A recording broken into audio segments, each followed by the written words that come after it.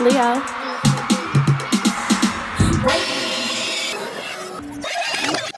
Take that out real quick. I allowed so many people around me to create the narrative for me. I want to take that control back. They kick buckets. It ended there.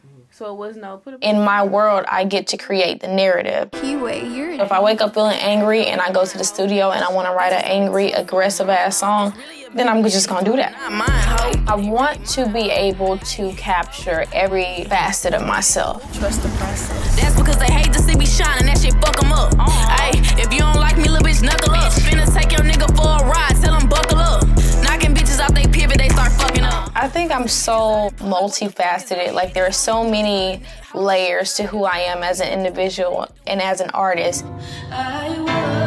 I always was into music. I played the piano and the flute. I was always in choir growing up from elementary school. I was singing the church choir. I would always do the talent show every year. At the time, I believe I was 18. I had just graduated high school. My younger brother, Young Rampage, he was turning like 14 or 15, something like that. And he was a really good freestyle artist, so I wanted to take him to the studio for his birthday. Let them shots explode his body, hit the floor, we in your spot. We gon' wet the block if he play like... He recorded first, and then I went after him. I was trying to hurry up and write something, like, because it was my first time ever doing something like that. When it came to actually like just rapping, I didn't feel like I had that confidence. But my younger brother, he believed in me. I really appreciate him for being that person in my life at that time, because he essentially kind of like jump-started my career. So I posted it on Instagram. At the time, I thought like, wow, this is crazy. Like, it got like 100 comments or something like that, and I only had like 2,000 or 3,000 followers. And so from there, I continued to go to the studio on my own, and I thought it was fun.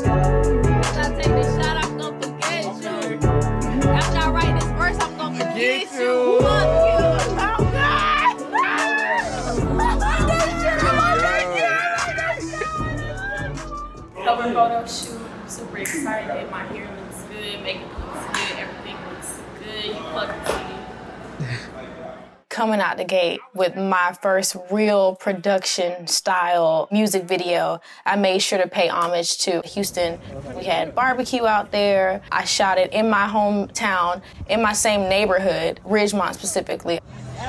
From the very beginning, paid homage to my city and where I grew up from. As an artist, that's what I wanted to represent, because I'm so proud of my city. I'm proud of where I'm from. Mayor, you crazy. Originally, the song is called Knocking Pictures Off the Wall, and it's by an artist called Youngster. My producer, his name is Marion. Oh, man, what you got? Should I take the jury? I ain't gonna do it tomorrow. He sent me the beat, and I thought it was great. I like how he flipped it, how he sampled it. Tried to hold me back when I was up in school.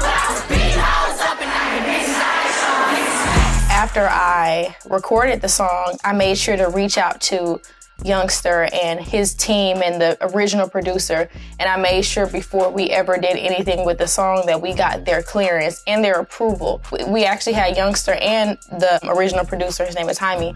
We had both of them come out to the music video. I know a lot of people don't know that, because if you're not from Houston, then you don't really understand the importance of that. Hey, boo. Hey. Hi. I sent like an invitation, like, hey, I want you to come on. I'm shooting my Beating on Your Block music video. I sent it to everybody I was following on Instagram. And I remember I was telling everybody, it's gonna be a really big deal. Like, I just want y'all to show up. I had spent all of my money as an independent artist, especially like a budding artist. A lot of the things that you see are funded by the artist or funded by like their very small team. I would always spend my own money because I knew that I had a vision and I knew what I saw in my mind. Hey, girl. I gotta say this part together. Okay, I'm listening.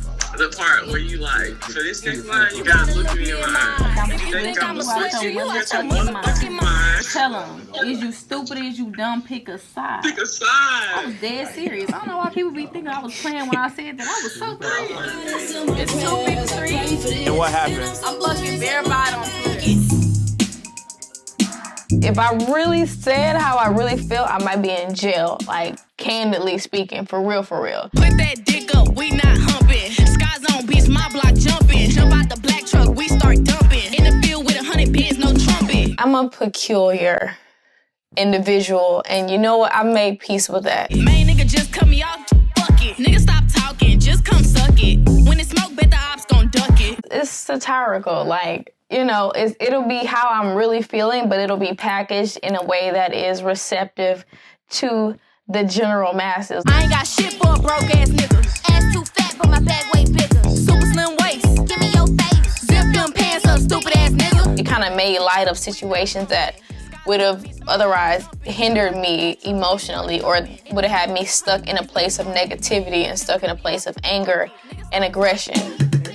My producer, Kiwi, I wake up sometimes and I'll just send them something like, sample this. And Shark Born Lava Girl, where they was like, Dreamland, and it was like, dream, dream, dream. Yeah, okay, I do remember that. Y'all blow sample that. That's what you need? Dream. Put that look at me. Wait, work with him on this. One thing I love about them, they always challenge me and they kind of push me to step outside of the norm, outside of the box. Wait till y'all hear the album.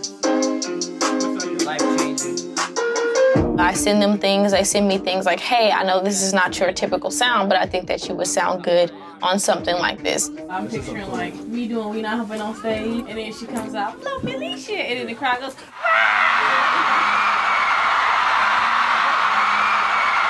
in terms of like how my studio music translates to live music, I'm excited about performing these songs live because musically they're so big. Like, they're just big productions as far as like layering multiple different instruments. So I'm excited about being able to show my creative mind. So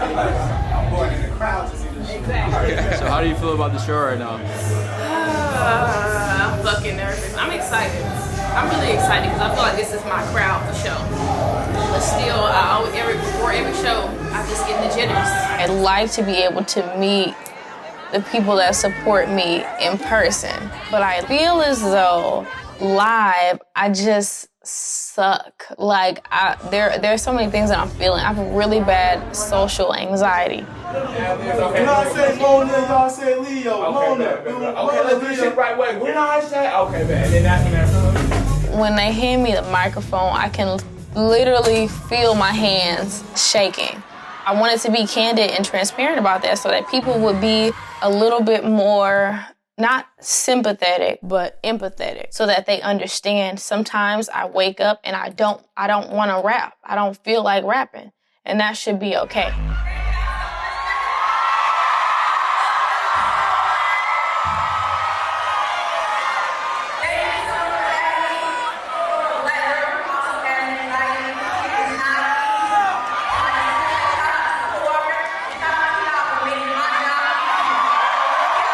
My very first interview, I wanted people to know that I'm not an artist. Like, I'm not a rapper or whatever it is that y'all want to kind of compartmentalize me to be. I'm a human being and I deal with real things on an everyday basis. I've always felt like I was grossly misunderstood because I let everybody else kind of tell my story for me. And I let everybody put these labels on me that weren't true about me. Oh, she's selfish. She is standoffish. And that wasn't even really the case. I was just dealing with things that no one knew about. When I became an adult, I realized the importance of being able to tell my story because I want people to understand where I'm coming from. That's why I feel like it's important to create and control your own narrative because, like I said, if you leave it up to the people around you, they will kind of mishandle your legacy. If I die tomorrow, I want my story to be told correctly. I want my flowers where I can smell them. Because I really do make a lot of sacrifices for the people around me, my team, my family members, my friends, everybody, period. Because I want everybody to have a good experience because shit, that's what's within my control. Yeah. I think it's important to talk about whatever it was that you went through without regard for the people around you. I kind of internalized and I bottled up all of these things that I was dealing with just to keep everybody else around me comfortable. Some people are just really uncomfortable with the fact that something may have happened to somebody close to them that they didn't recognize. Hi. How are you, pretty? Oh my gosh, thank you for calling me. That means so much. I read your bio and it says survivor. And I just want you to know, like, I want to cry, but you're like such an inspiration to me because I went through the same thing, so. Oh, well, thank you for staying. I'm glad you're still here, baby.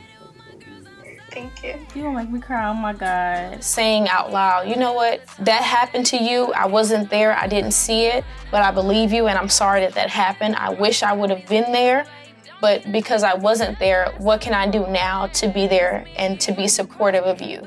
As opposed to saying that, they say, oh, that didn't happen. Or I didn't know shit about that. That shit couldn't happen because I never heard about that. They just don't create a safe space for people who are victims of abuse to even feel comfortable sharing that. I hope you have a good night, honey. I love you. Thank you. Bye, baby. Have a good night. Bye. The lesson to be learned is to just kind of, and I know it's very cliche, but to love yourself, value yourself, point out the characteristics about yourself that you love and capitalize on those characteristics so that they override any negative feelings you may ever feel about yourself. Follow your fucking dreams. Don't let anybody deter you from what you have going on. I don't give a fuck who's not supporting you, who's not paying attention to you. Keep putting it in their face so where they can't fucking deny it. When I first started, nobody was paying attention to me. Nobody gave a fuck about what I was talking about. But now look, all eyes are on me. So with that being said, keep going. Don't never give up. I don't give a fuck what's going on. Keep moving forward. Leading up to the album, I think it's like I want to be able to capture every layer, every part about me in the best way that I can. I feel like the music that I'm creating right now, I'm so excited about being able to create these very elaborate visuals to pair with these very elaborate songs sonically. That's like my drive right now. I'm just ready to show the world who I am as an artist and as an individual and as a human being, and I'm ready to share my story.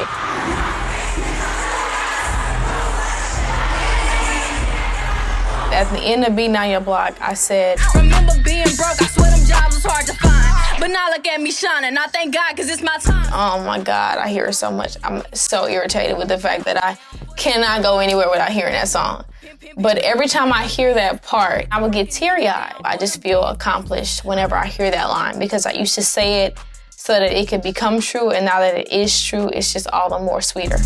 All right, Leo. Big L-E-O, I'm a big deal. Put that dick up, we not humping.